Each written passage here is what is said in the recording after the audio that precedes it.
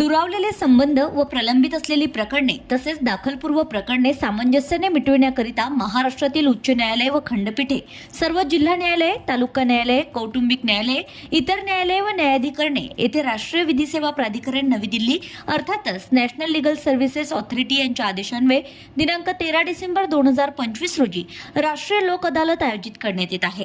तरी महाराष्ट्र राज्य विधी सेवा प्राधिकरणातर्फे आवाहन करण्यात येते की न्यायालयात दाखल झालेली प्रकरणे राष्ट्रीय लोक अदालतीमध्ये ठेवण्याकरिता संबंधितांनी आपली प्रकरणे प्रलंबित असतील त्या न्यायालयात अर्ज करावा। तसेच दाखलपूर्व प्रकरणाबाबत नजीकच्या जिल्हा विधी सेवा प्राधिकरण किंवा तालुका विधी सेवा समितीकडे अर्ज करावा व दिनांक 13 डिसेंबर 2025 रोजी आयोजित केलेल्या राष्ट्रीय लोक अदालतीमध्ये आपली प्रकरणे सामंजस्याने व तडजोडीने मिटवावीत। या राष्ट्रीय लोक अदालतीची वैशिष्ट्य पुढील प्रमाणे आहेत। न्यायाधीश, तज्ञ वकील व सामाजिक कार्यकर्ते यांचे मंडळ आपणास मदत करेल। कोणत्याही प्रकारची फी भरावी लागणार नाही। लोक न्यायालयाच्या निवाड्याविरुद्ध अपील नाही। न्यायालयाच्या हुकुमनाम्याप्रमाणे लोक न्यायालयात होणाऱ्या निवाड्याची अंमलबजावणी कोर्टामार्फत करता येते। खटल्यांमध्ये साक्षी, पुरावा, उलट तपासणी, दीर्घ युक्तिवाद या बाबी टाळल्या जातात। लोक न्यायालयात निकाली निघणाऱ्या प्रकरणांमध्ये कायद्यानुसार कोर्ट फीची रक्कम परत मिळते। मग वाट कसली पाहताय? चालून आलेल्या संधीचा त्वरित लाभ घ्या आणि परस्परातील वादांना पूर्णविराम द्या। शनिवार दिनांक 13 डिसेंबर 2025 रोजी अमरावती येथे आयोजित लोक अदालतीमध्ये दाखलपूर्व प्रकरणे तसेच न्यायालयात प्रलंबित असलेली प्रकरणे आदी बाबींना घेऊन विस्तृतपणे माहिती देण्यासह अमरावती जिल्हा विधी सेवा प्राधिकरण अमरावती सचिव श्री DS वमने यांनी प्रतिक्रिया दिली।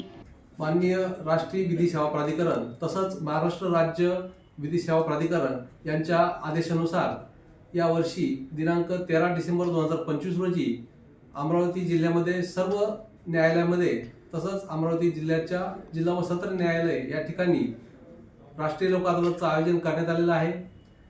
अमरावती जिल्हा व सत्र न्यायालयाचे प्रमुख जिल्हा व सत्र न्यायाधीश मान्य श्री सुधाकर यार्लगड्ड साहेब यांच्या मार्गदर्शनानुसार आणि त्यांच्या सूचनेनुसार अमरावती जिल्ह्यातील संपूर्ण लोक न्यायालयामध्ये या लोक अदालतचं आयोजन होत आहे।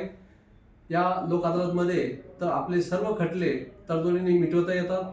त्यासाठी सर्व पक्षकारांनी आपापले खटले संबंधित न्यायालयामध्ये अर्ज करून तडजोडीने मिटवण्यासाठी ठेवण्यात यावी अशा प्रकारच्या विनंती त्या कोर्टाला कराव्यात। यामध्ये फौजदारी तडजोड पात्र प्रकरणे, त्याचप्रमाणे चेक बाउन्सची म्हणजे धनादेश अनादरित झाल्याबाबतची प्रकरणे, दिवाणी स्वरूपाची सर्व प्रकरणे, त्याचप्रमाणे महसूल अधिकाऱ्यांसमोरील प्रलंबित प्रकरणे, वेगवेगळ्या न्यायाधिकरणासमोर प्रलंबित असलेले खटले प्रकरणे, त्याचप्रमाणे सर्व्हिस मॅटर्स म्हणजे सेवा संबंधीची प्रकरणं, तसंच वैवाहिक स्वरूपाची प्रकरणं, रक्कम वसुलीबाबतची प्रकरणं यामध्ये ठेवता येतात। इतकंच नाही तर जी काही दाखलपूर्व स्वरूपाची प्रकरणं आहेत, उदाहरणार्थ वीज वसुलीबाबतची प्रकरणे, टॅक्स मॅटर्स म्हणजे कर वसुलीबाबतची प्रकरणे ही देखील या लोक अदालतमध्ये तडजोडीने मिटवता येतात। या लोक अदालतचा विशेष फायदा म्हणजे या लोक अदालतमध्ये प्रकरण तडजोडीने मिटवण्यासाठी कोणत्याही प्रकारचे शुल्क लागत नाही। त्याचप्रमाणे जे प्रलंबित खटले असतील त्यामध्ये पक्षकारांनी भरलेली न्यायालयाची शुल्क ते संपूर्ण 100% परत मिळतं।